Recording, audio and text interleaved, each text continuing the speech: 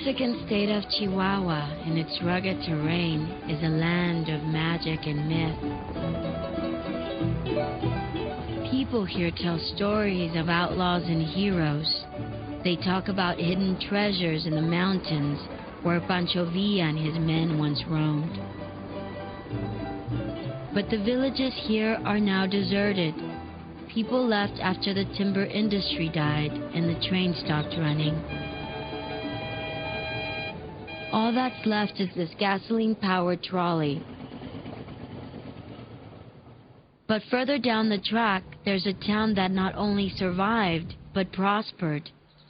They call it Un Milagro, the miracle of Mata Ortiz. The people here sing ballads, corridos, in honor of the man responsible for their good fortune, Juan Quezada.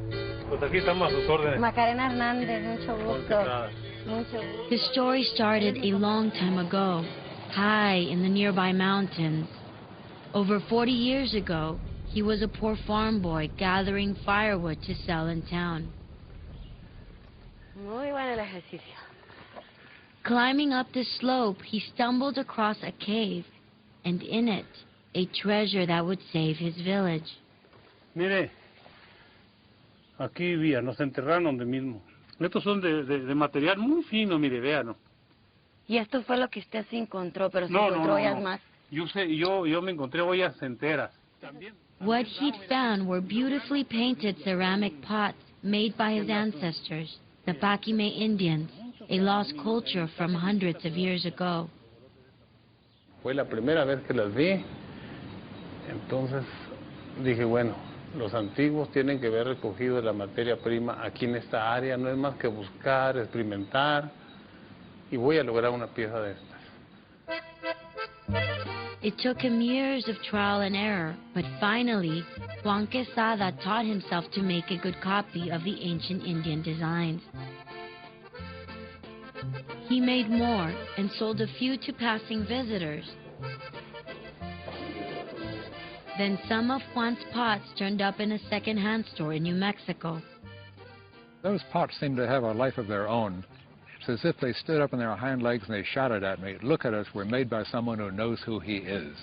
And it's like a fairy tale. Anthropologist Spencer McCollum searched all over northern Mexico to find the unknown artist.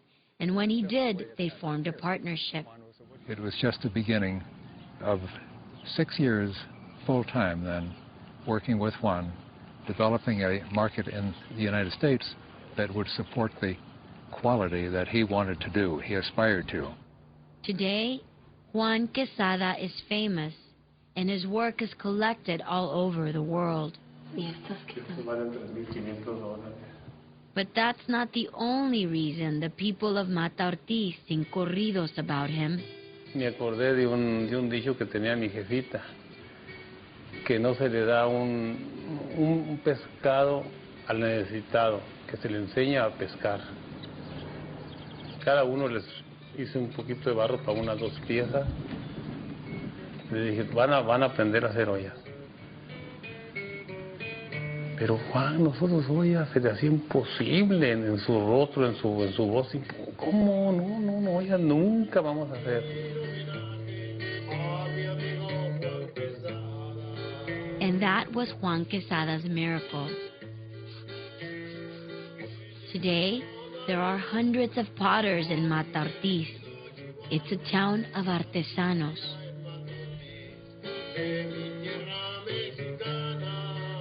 No two artists' work is the same.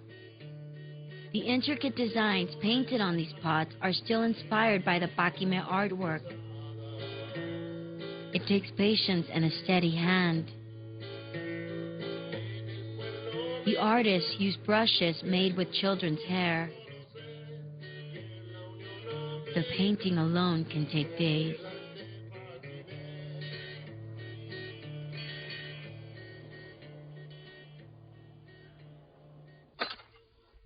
The secrets of their art lie in the same stream beds and mountains the Paquime Indians worked centuries ago. En una de las montañas tenemos el barro, en la próxima montaña tenemos la pintura negra, Del otro lado del río hay otros barros de diferente color. Entonces, es difícil encontrar tanto material que es bueno para hacer cerámica en un solo lugar. Jorge Quintana is one of the town's most successful potters. Gracias a la cerámica he viajado, he conocido muchas ciudades en Estados Unidos. Abre otras puertas que yo creo que ni como profesionista las hubiera tenido. Ahora hay gentes que me consideran un artista. The pottery's reputation has brought prosperity to Mata Ortiz.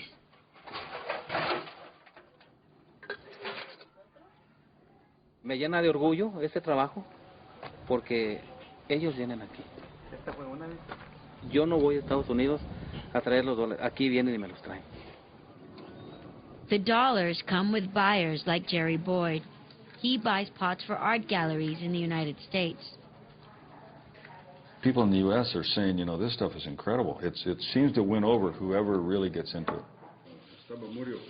The diversity, the colors, it's got a reputation now as being some of the best in the world. Many fairy tales start out with a desperately poor young woodcutter, and that's just the way it was with Juan. Several years ago, he was awarded the Premio Nacional de los Artes, which is the highest honor Mexico can give a living artist. So it is a fairy tale, and it doesn't hurt a fairy tale to be true, does it?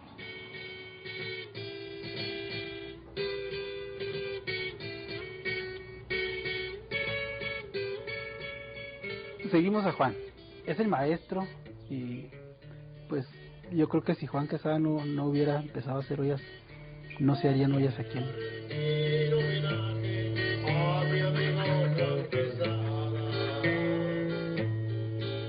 All of Chihuahua wants to give you thanks.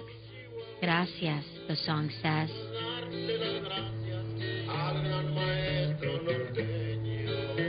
To our great teacher, our friend, Juan Quezada.